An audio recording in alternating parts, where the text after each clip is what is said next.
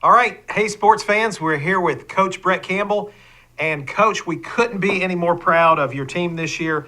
Finished runner-up in the state championship last Saturday. Well, I appreciate it. Certainly, we're proud of our guys. I thought they battled well going down the stretch. We had a little bit of adversity with some injuries, and probably not a full squad like we like to have going to the state tournament, and came up a little short. Certainly we would have wanted to win that. And hats off to Northwest. They had a very good basketball team this year, and won the state as well as our conference. But I was proud of our guys, and I thought we battled well down there in the state tournament. Right. Had a couple of big wins over St. Pete, beat them by about 21 points, 93-72 in the semifinals, and then had a really good game against Eastern Florida State, 77-63. And the reporters on YouTube were calling us the Magnificent Seven down at the state tournament because we started off the tournament with only 7 players. Well, we did. We were, like I said, we had some adversity with some injuries and different scenarios, but those 7 really played extremely well. And a lot of times there was almost 6 on the floor, Right. a good bit. But I was fortunate that Eastern Florida was ranked number 6 in the country at that time, and I thought we played an extremely good basketball game, played as a unit, was really focused, and then again turned around, beat St. Pete, and unfortunately didn't have a day between the Northwest game. We could have used that when you're only playing 7 guys, get a little bit more rest, but that's part of it. Right. And so we ended up playing Northwest Florida State 4 times this year, came out ahead one of those times. But they will probably be playing for the national championship in Hutchinson. They have a very good chance. They were ranked number 1 in the country, I think for almost 16 straight weeks. The only 2 blemishes they have is one by us and one by Pensacola in the Panhandle Conference. So, they do. They have a very good chance of going out there and competing for a national championship. And we certainly wish we were out there with them just to have that opportunity. Right. But, they only take 3 teams out of the state of Florida.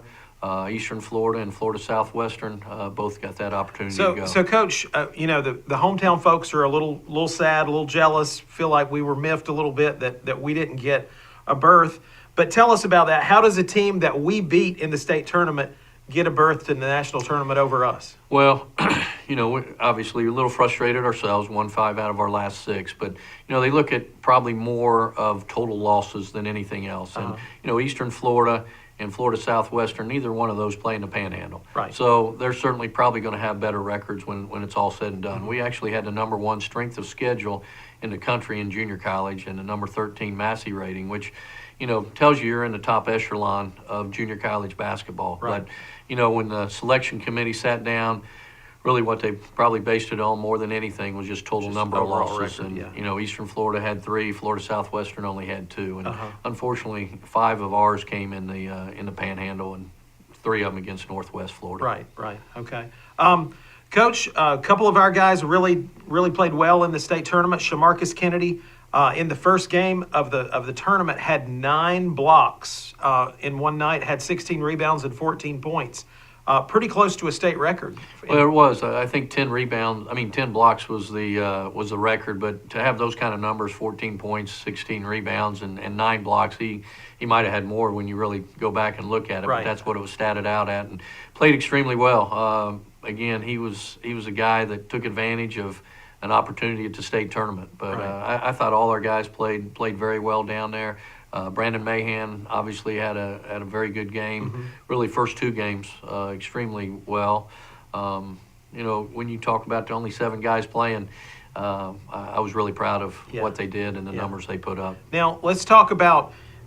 This is a community college. These guys are here, and they're hoping to transfer up to the next level. How's it looking for our guys moving forward? Well, I think good. I think when you talk about Chipola, whatever sport it is, baseball, softball, women's basketball, or men's basketball, I think you find the number of players that move on to a Division I level is probably the percentages are the highest as anywhere in the country. Right. All our guys will move on to a Division I scholarship.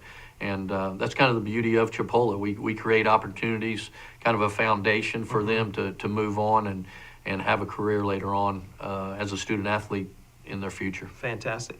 How's it looking on the recruiting trail? I know we're getting ready to reload for next year. That's always part of it. You got to stay ahead of the game, and we're out there seeing a lot of players. We did through the course of the season, and again, we'll be in the process this spring, bringing young men to campus and getting to know them and seeing if they're a good fit for Chipola Right. and what our needs are, if they fit their needs also. Okay. Coach, again, I think a very successful season, second place team in the state, and the team that beat us is probably going to play for the national championship. So, Well, we pretty certainly good hope job. so. I mean, we'd love to have a Panhandle champion.